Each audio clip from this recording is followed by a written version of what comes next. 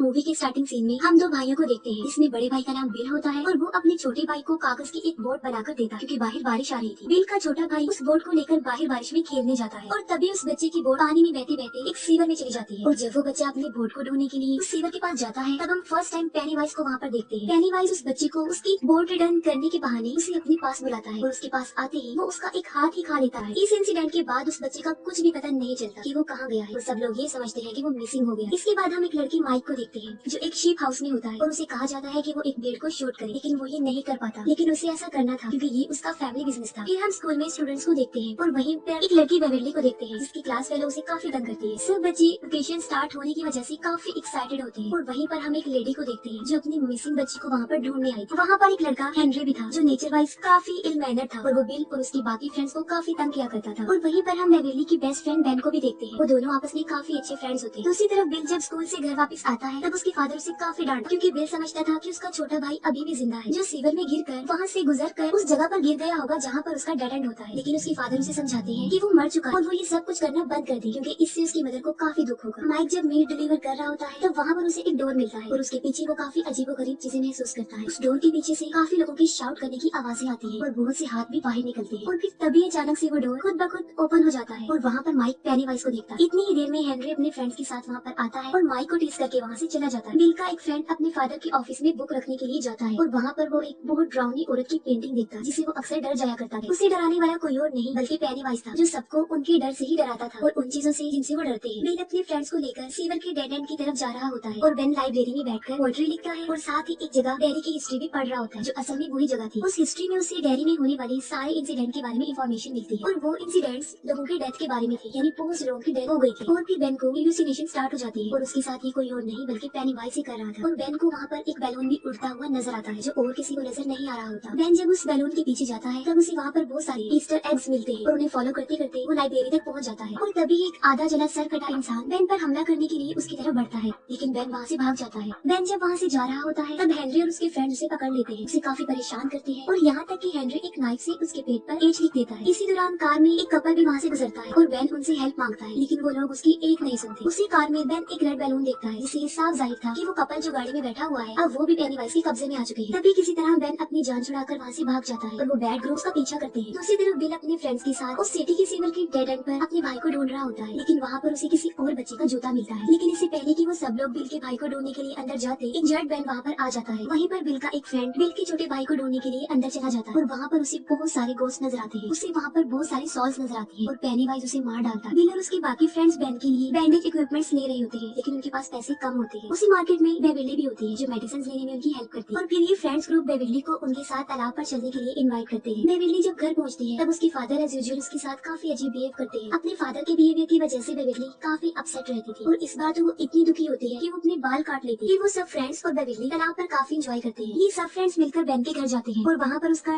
Daily town से related history collection देखते हैं। बेन उन्हें बताता है कि जो जो लोग इस सिटी में रहा करते थे एक एक करके वो वहाँ से गायब होते रहे, लेकिन अजीब बात तो ये है कि लोगों के गायब होने का कोई भी रीजन, उनकी डेड बॉडी या कोई भी निशान नहीं मिला। बस सिर्फ उस सिटी में ही एक कुएं के पास मरे हुए लोगों के कपड़े थे जो खून से भरे हुए थे और वहाँ पर खून खराबा आम हो गई, लेकिन उसके पीछे ये पता नहीं चल सका कि ये कौन कर रहा। फिर हम बिल के फ्रेंड एडी को देखते हैं जो स्कूल से घर की तरफ जा रहा होता है और रास्ते में वो एक बहुत पुराने घर के सामने से गुजरता है और ठीक उसी वक्त उसकी मेडिसिन लेने का टाइम भी हो जाता है और एडी वहाँ पर रुककर अपनी मेडिसिन लेने लगता है और तभी एडी को उस घर से किसी की आवाजें सुनाई देती है। वो आवाजें सुनकर एडी काफी घबरा जाता है, वो वहाँ से जाने लगता है। तभी घबराहट के आलम में उसकी मेडिसिन उसके हाथों से गिर जाती है। एडी जब अपनी मेडिसिन उठा रहा होता है तभी वहाँ पर एक बदसूरत काफी गंदा और बीमार आदमी आकर उसे डराता है और उसे डराते डराते वो उस पुराने घर की तरफ ले जा रहा होता है, लेकिन एडी भागकर उस घर के पीछे चला जाता है और एडी को वहाँ पर पेनीवाइज नजर आता है। एडी वहाँ से भाग जाता है। बेवरली जब घर आती है तब उसे एक पोएट्री कार्ड मिलता है जिसे पढ़ने के लिए वो वॉशरूम में जाती है। बेवरली जब वो पोएट्री पढ़ रही होती है तब उसे वॉश सिंक से बच्चों की आवाजें सुनाई देती है। बेवरली जब एक मैचिंग टेप उस सिंक के अंदर डालकर बाहर निकालती है तब वो खून से भरा हुआ वापस आता है और उसपे इंसानी बाल भी लगे होते हैं जो बेवरली की पूरी बॉडी से लिपट जाते हैं और उसे अंदर की तरफ खींचते हैं। इसके बाद उस वॉश सिंक से बहुत सारा खून तेजी से बाहर निकलता है और पूरा वॉशरूम और बेवरली खून से भर जाते हैं। बेवरली की रोने की आवाज सुन के उसके फादर भी वहाँ पर आ जाते हैं, लेकिन वो ऐसा रिएक्ट करता है जैसे वहाँ पर कुछ भी नहीं हुआ। बिल जो कि अपने छोटे भाई को काफी मिस कर रहा होता है, लेकिन तभी वहाँ पर उसे किसी के होने का एहसास होता है और वहीं पर उसे किसी के पाँव के निशान भी मिलता है और जब वो उन पैरों के निशान के पीछे जाता है तब उसे उसका छोटा भाई नजर आता है जो उसे बेसमेंट में ले जाता है। पहले बिल का छोटा भाई उसे इमोशनली ब्लैकमेल करता है और फिर देखते ही देखते एक शैतान में तब्दील हो जाता है और तभी वहाँ पर पेनीवाइज भी आ जाता है जो बिल पर अटैक कर देता है, लेकिन ठीक वक्त पर बिल अपनी जान बचाकर वहाँ से भाग जाता है। फिर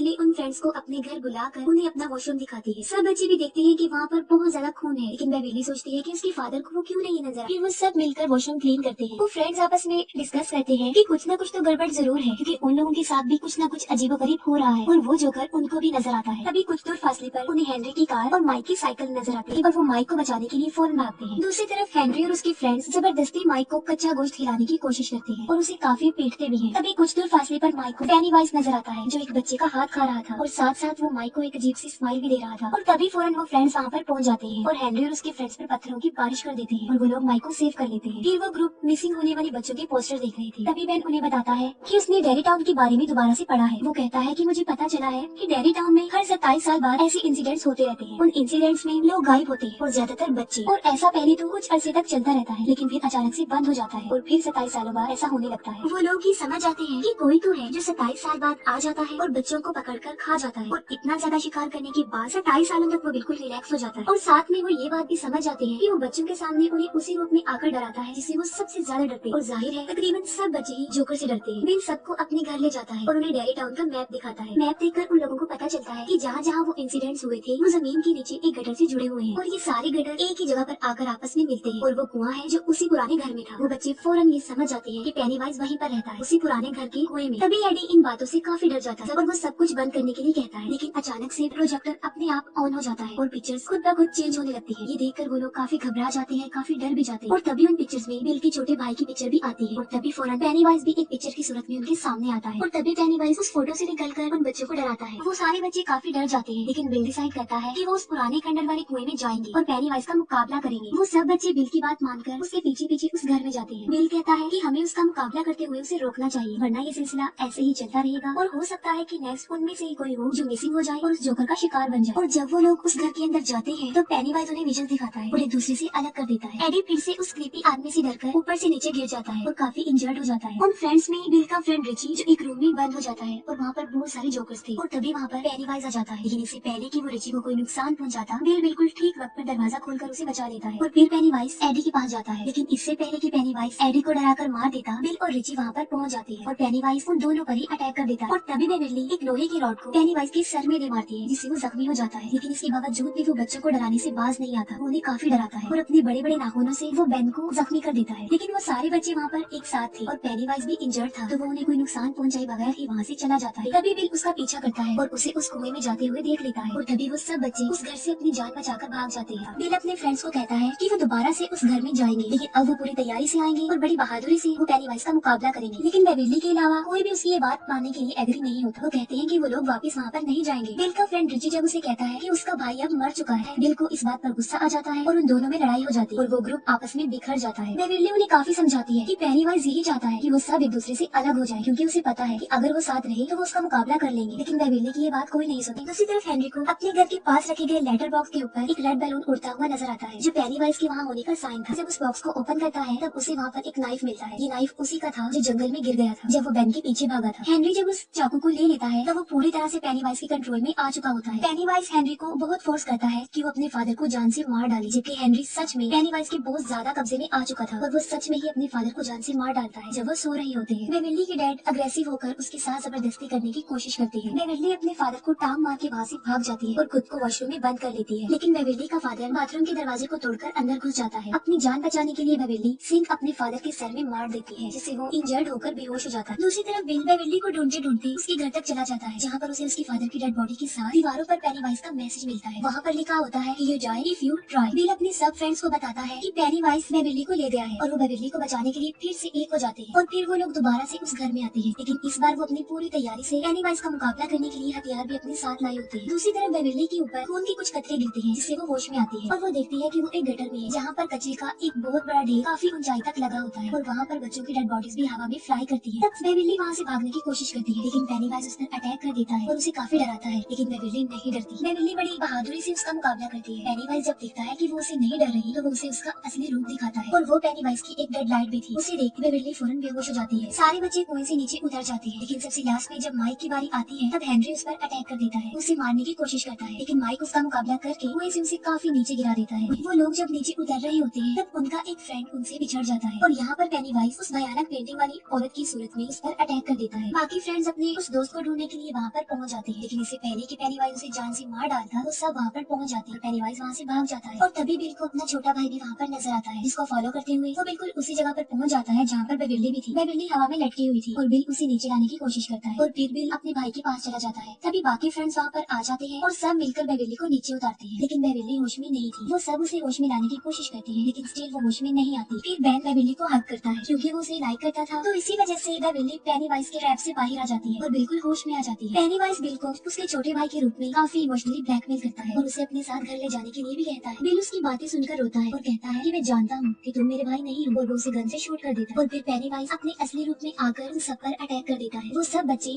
एक होकर उसका मुकाबला करते हैं, लेकिन फिर पेनीवाइज बिल को पकड़ लेता है। पेनीवाइज उनको बताता है कि तुम लोग मुझसे जितना डरोगे मेरी पावर उतनी ही ज्यादा बढ़ती जाएगी। वो कहता है कि तुम बिल मुझे दे दो, उसके बदले में मैं तुम्हारी जान बख्श दूंगा और तुम यहाँ से चले जाओ। मैं इसे खाकर 27 सालों तक सोने के लिए चला जाऊंगा और तुम लोग भी अपनी लाइफ में वापस चले जाओ। पेनीवाइज के यही अल्फाज उसी पर भारी पड़ जाते हैं। वो सब बच्चे बिल्कुल एक होकर उससे लड़ते हैं। पेनीवाइज उन बच्चों को हर उस रूप में डराने की कोशिश करता है जिससे वो सबसे ज्यादा डरते हैं, लेकिन वो बच्चे नहीं डरते। लेकिन अब पेनीवाइज उससे डरने लगता है क्योंकि वो सब एक थे, वो डर भी नहीं रहे थे। और यहाँ तक कि मार मार के भी वो पेनीवाइज को काफी जख्मी कर चुके थे। उन बच्चों का बिल्कुल एक हो जाना पेनीवाइज को हारने पर मजबूर कर देता है और पेनीवाइज डरते हुए धोखा ही 27 सालों के लिए सोने के लिए चला जाता है। ये मूवी यहीं पर एंड हो जाती है।